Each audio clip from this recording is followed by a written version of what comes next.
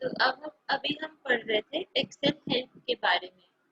तो फिर अगर हम क्विक एक्सेस टूल बार पर जाएं, जो कि सबसे ऊपर टॉप लेफ्ट में हमें मिलता है, यहाँ पे मैं जाऊँ तो मेरे एक्सेल में एक आपको आइकन मिलेगा जिसपे क्वेश्चन मार्क बना रखा है, तो वो है एक्सेल हेल्प का। तो मैं उस पर क्लिक करती हूँ।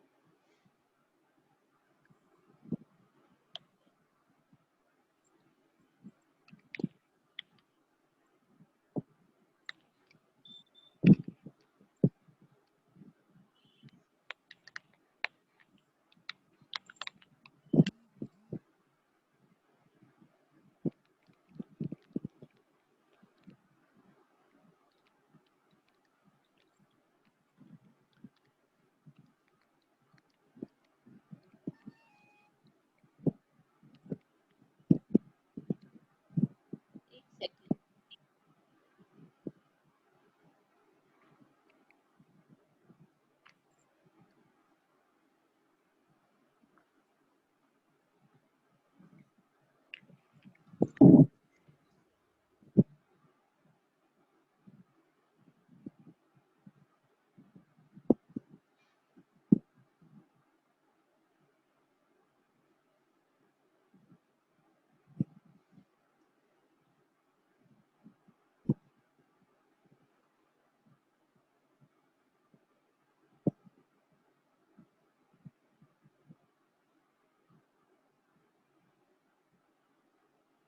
तो मैंने उस क्वेश्चन मार्क के आइकन पर क्लिक किया, तो मेरे ये एक्सेल हेल्प का डायलॉग बॉक्स खुल गया। अब मैं यहाँ पर सर्च ऑप्शन में कुछ भी सर्च कर सकती हूँ। जैसे मेरे को फॉर्मूलाज के बारे में जानना है एक्सेल के, तो मैं यहाँ पर फॉर्मूला लिख दूंगी, तो मुझे यहाँ ऑप्शन भी मिल जाएंगे। तो ये देखो, अब हमें यहाँ पे नीचे कई सारे लिंक्स मिल जाएंगे कि हमें फॉर्मूलाज कैसे यूज करने हैं, उनका ओवरव्यू, डिस्प्ले करने हैं फॉर्मूलाज या हाइड करने हैं, कंडीशनल फॉर्मूलाज, इफ एंड और नॉट फंक्शन, ये आगे हम पढ़ेंगे। तो ऐसे आपको कोई भी चीज के बारे में जानना हो एक्सेल के, तो आप एक्सेल हेल्प को खोलकर उस पर अपनी क्वेरी लिख सकते हो। अब हम यहाँ पे एक्सेल हेल्प लाए कहाँ से? हम क्या करेंगे, हम फाइल पर जाएंगे, फाइल में जाकर ऑप्शन, सबसे लास्ट ऑप्शन होता है ऑप्शंस का, उस पर क्लिक किया हमने, एक डायलॉग बॉक्स खुल गया हमारे पास। उसके बाद हम जाएंगे क्विक एक्सेस टूल बार पर, जो सबसे लेफ्ट में नीचे आके कस्टमाइज रिबन के नीचे हमें मिलता है क्विक एक्सेस टूल बार। उस पर क्लिक करके जो हमारे चूज कमांड फ्रॉम का ऑप्शन है, उसमें हम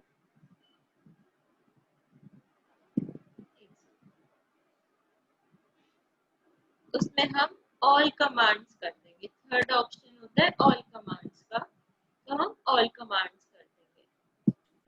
और यहाँ पर सबसे नीचे जा एच, जैसे ये अल्फाबेटिकल ऑर्डर में ना, सी डी ई एफ, तो हम एच पर जाकर यहाँ पे देखो आपको हेल्प लिखा दिख रहा है और उसका आइकॉन भी दिख जाएगा।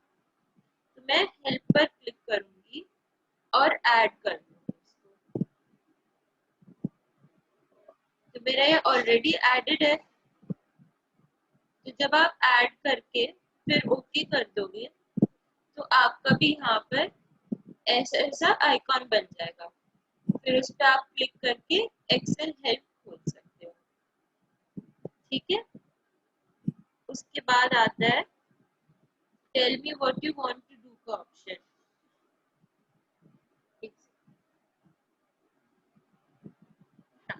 ये हमारा है टेल मी बार, ये वाला जो डिजाइन, जो रिबन में डिजाइन के बाद आता है। यहाँ पे एक छोटा सा बल्ब बना हुआ है और यहाँ लिखा है tell me what you want to do. अब यहाँ पे भी आप अपना लिख सकते हो कि आपको किस चीज के बारे में जानना है। मान लो मैंने यहाँ पे भी फॉर्मूला लिखा, तो मेरे पास भी कई सारे ऑप्शंस आ जाएंगे कि आपको लुकअप एंड रेफरेंस, कि आपको कहाँ से कौन सा फॉर्मूला चाहिए। यहाँ पे ऑलरेडी आ गए हो। फॉर्मूला ऑडिट करना, ऑडिट मतलब ये देखना कि वो ठीक है या नहीं और उसको ठीक करना। इंसर्ट फंक्शन, अगर मुझे कहीं पे फॉर्मूला लगाना है तो मैं इंसर्ट फंक्शन पर जाऊंगी, तो मैं यहाँ से अपना कोई भी फॉर्मूला ले सकती हूँ। साइन का मुझे मैक्सिमम जानना है, मुझे एवरेज करना है, मुझे सम एडिशन करना है, और भी कई सारे फॉर्मूलाज हैं, वो हम सब पढ़ेंगे। ठीक है, तो हम यहाँ पर कुछ भी लिख सकते हैं। जैसे आपको यहाँ पे ट्राई करने को भी बोला है कि ऐड अ कमेंट, या आपको टेबल इंसर्ट करनी है, या टॉप रो को फ्रीज करना है, या मैंने जो रिसेंटली यूज करे हैं, अभी मैंने जैसे इंसर्ट फंक्शन खोला था और दूसरा मेरा था टैब कलर को चूज करना, तो मैं यहाँ से टैब कलर भी चूज कर सकती हूँ। टैब कलर क्या होता है, जो मेरी शीट का नाम है शीट 1, उसको मैं कौन से कलर में देखना चाहती हूँ। मान लो मैंने यहाँ से ब्लू कलर सेलेक्ट किया, तो मेरी शीट का नाम जो है मुझे ब्लू कलर में दिखेगा, शीट 1 जो है। ऐसे में यहाँ पे कोई भी चीज सर्च कर सकती हूँ। ठीक है, अब यहाँ पे एक और ऑप्शन था, जब हमने यहाँ पे लिखा था फॉर्मूला लिखा, तो आपको यहाँ पे लुकअप एंड रेफरेंस के बारे में बोला, तो ये क्या होता है, इसका मतलब होता है कि आप इसको जो है गूगल पे जाके इसका मतलब सर्च कर सकते हो। जैसे कि इसको हम स्मार्ट लुकअप भी बोलते हैं। जैसे कि मान लो मेरे को यहाँ पे ग्लव्स का मतलब निकालना है, मुझे ग्लव्स के लिए जो है स्मार्ट लुकअप यूज करना है, तो मैं ग्लव्स के सेल को क्लिक करूंगी, राइट क्लिक करा मैंने, और यहाँ पे देखो स्मार्ट लुकअप लिखा आ गया, तो मैंने इसको क्लिक किया, तो मेरे पास साइड में एक बॉक्स मिल गया मुझे खुला हुआ, जहाँ पे मेरे को ग्लव्स के बारे में बताया जाएगा कि इसकी डेफिनेशन क्या है, या मुझे इसके बारे में और पढ़ना है, इस वर्ड के बारे में।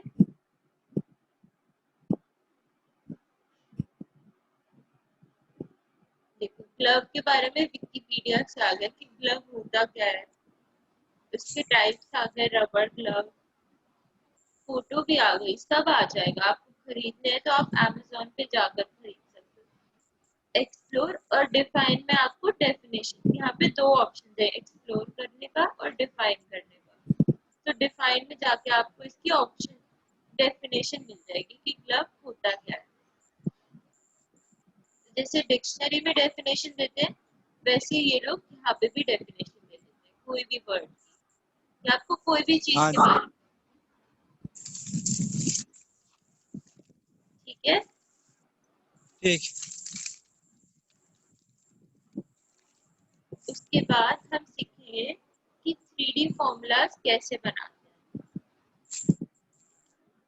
अब जैसे मान लो ये मेरी शीट है, इसमें मेरे को दे रखा है प्रोडक्ट, कोई हमारा ये प्रोडक्ट है, उसके हमें डिफरेंट मंथ्स के बारे में ये इंफॉर्मेशन दे रखी है।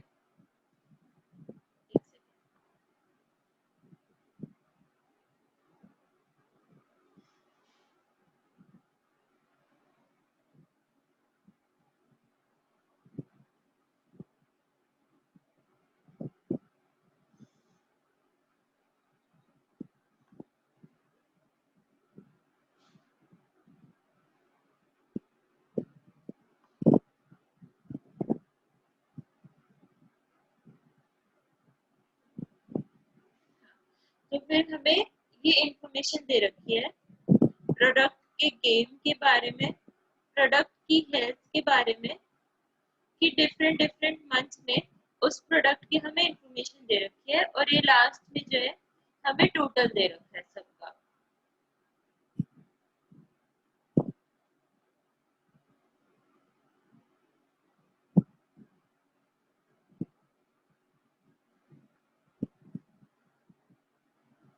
जो येलो कलर अभी मैंने किया है वो सारे टोटल है, इन सब का, इन सारे मंथ्स का टोटल यहाँ पर, ऐसे इन सब का टोटल यहाँ पर। तो अब मैं चाहती हूँ कि यहाँ से जो है जनवरी के जो हमें वैल्यू दे रखी है, यहाँ पे $20,000 है, यहाँ पे हेल्थ की जो हमें वैल्यू दे रखी है जैन में, यहाँ पे प्रोडक्ट यूटिलिटी की जो वैल्यू दे रखी है जनवरी की, और यहाँ पे प्रोडक्टिविटी की जो वैल्यू दे रखी है। मैं चाहती हूँ कि जनवरी के मंथ की सबकी यहाँ से शीट्स में से टोटल होकर मेरे पास ऑल प्रोडक्ट्स में जाकर वैल्यू आ जाए। तो मैं अब यहाँ पे क्या फंक्शन लगा सकती हूँ, मैं यहाँ पे ये लिख सकती हूँ इज इक्वल्स टू सम का फंक्शन लगाया मैंने, और फिर मैंने सेल्स सेलेक्ट करने शुरू कर दिए। जैसे ये सेल सेलेक्ट किया, फिर ये, ऐसे सारे सेल्स सेलेक्ट कर लिए,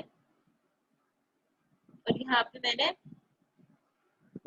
ब्रैकेट बंद कर लिया और एंटर कर दिया। तो मेरे पास यहाँ पे सम आ गया।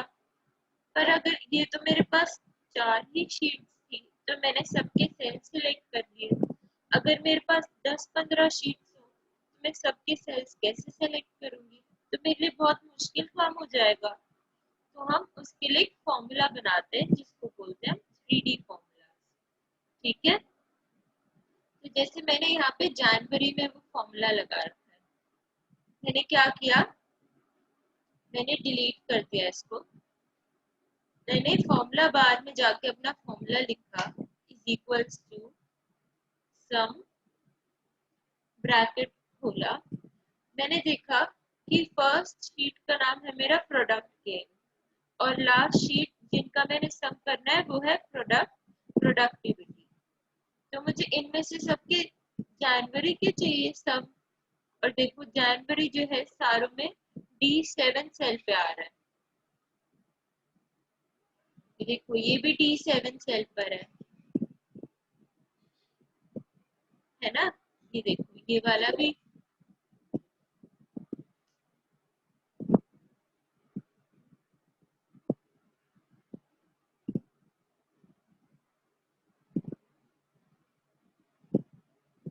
यहाँ पे देखो जनवरी की जो अमाउंट है वो सारी हमने D7 सेल में लिखी है, यहाँ पे भी D7 सेल है, जनवरी की यहाँ पे भी D7 में, हमें एक ही सेल में लिखनी होगी सारे शीट्स की। उसके बाद हम ऑल प्रोडक्ट्स में जाके एक फॉर्मूला लिखेंगे is equals to sum, bracket open करा, हमारी फर्स्ट शीट का नाम है फ्रॉड गेम। तो मैं क्या करूंगी, सबसे पहले एक कॉमा, इन्वर्टेड कॉमा लगाया, कोटेशन मार्क शुरू किया, मैंने लिखा फ्रॉड गेम। अभी मैंने क्यों लगाया ये कॉमा, क्योंकि मेरे जो नाम है शीट के नाम उसमें बीच में स्पेस आ रहा है, देखो फ्रॉड और गेम के बीच में स्पेस आ रहा है ना, तो इसलिए मैंने यहाँ पे इन्वर्टेड कॉमा लगाया। फिर मैंने बीच में एक 2 डॉट्स कॉलन का साइन लगाया, और अपनी लास्ट शीट का नाम लिखा जिसका नाम है PROD, प्रोडक्टिविटी।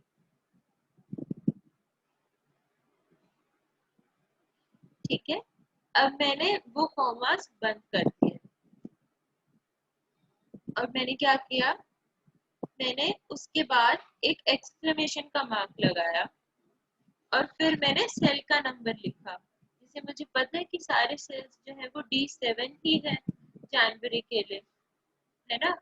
और फिर मैंने सेल का नाम लिखा और मैंने ब्रैकेट बंद कर दिया, और फिर मैं एंटर करूंगी, तो देखो मेरे पास सारे सेल्स की जनवरी का सम आ जाएगा, प्रोडक्ट गेम के, प्रोडक्ट हेल्थ के, प्रोडक्ट यूटिलिटी के, प्रोडक्ट प्रोडक्टिविटी के, तो इन सब का मिला के ऑल प्रोडक्ट्स वाली शीट में मेरे पास सम आ गया। और देखो ऊपर फॉर्मूला बार में क्या फॉर्मूला दिख रहा है, is equals to sum, bracket शुरू किया हमने, सिंगल इन्वर्टेड कॉमा लगाया, फर्स्ट शीट का नाम लिखा, फिर एक कॉलन लगाया, फिर लास्ट शीट का नाम लिखा, फिर बंद किया इन्वर्टेड कॉमा, फिर मैंने एक्सक्लेमेशन मार्क लगाकर और उस सेल का नाम लिख दिया और फिर ब्रैकेट बंद कर दिया। तो इससे क्या है, मेरा यहाँ पे सम आ जाएगा। और मैं यहीं पे अगर इस सेल के बॉटम में राइट में जाके एक छोटा सा क्रॉस बना के इसको ऐसे करूंगी ना, नीचे ड्रैग करूंगी, तो मेरे पास बाकियों का भी सेम फॉर्मूला यहीं पे अप्लाई हो जाएगा। तो मेरे पास ऑटोमेटिकली सबका सम आ गया। समझ में आया?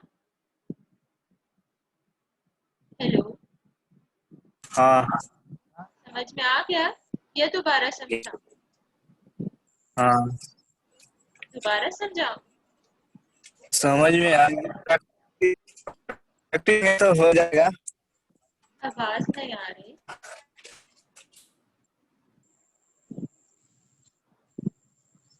हेलो, और एक बार समझा दे दी।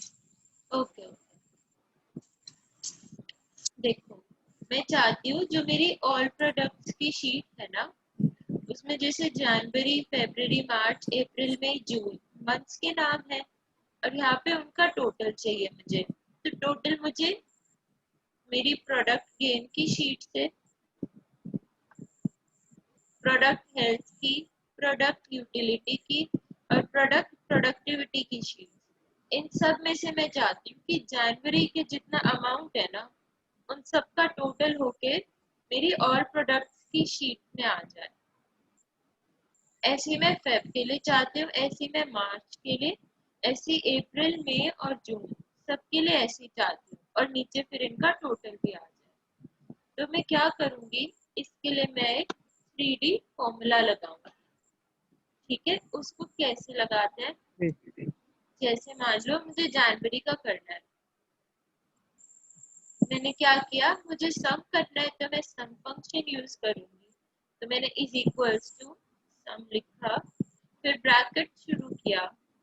अब देखो, मेरी जो शीट का नाम है product game, product health, product utility, देखो इनके बीच में स्पेस आ रहा है ना प्रोडक्ट और गेम के बीच में।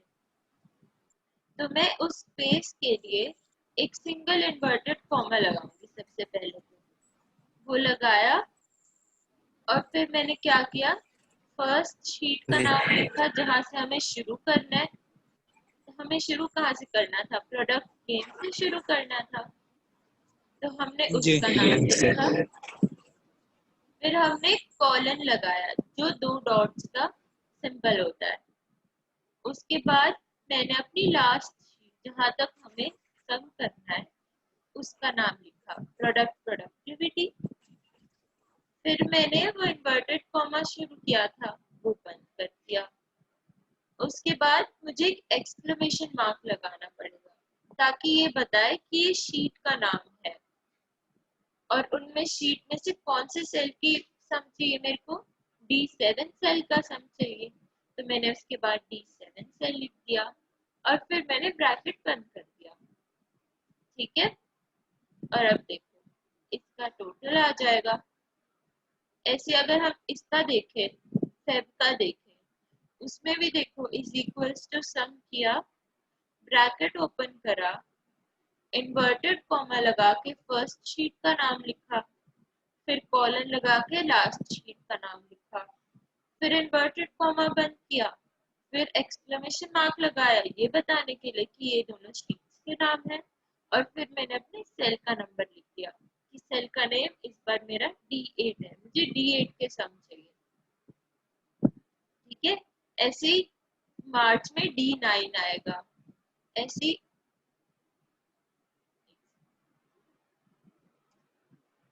ऐसे ही अप्रैल में जो है D10 आएगा। ठीक है, समझ गए आप? हाँ दे समझ। आज के लिए समझ गए जी। आज के लिए इतना बहुत है, इसी की प्रैक्टिस कर लेना। ठीक ठीक है। है, और अगर ठीक नहीं समझ में आए तो मैं ये वीडियो अपलोड जी। कर दूंगी अननोन 16 के चैनल पर। आप उस पर भी जाकर देख सकते हो। ठीक है, हाँ दी। ओके। हाँ थैंक यू दी।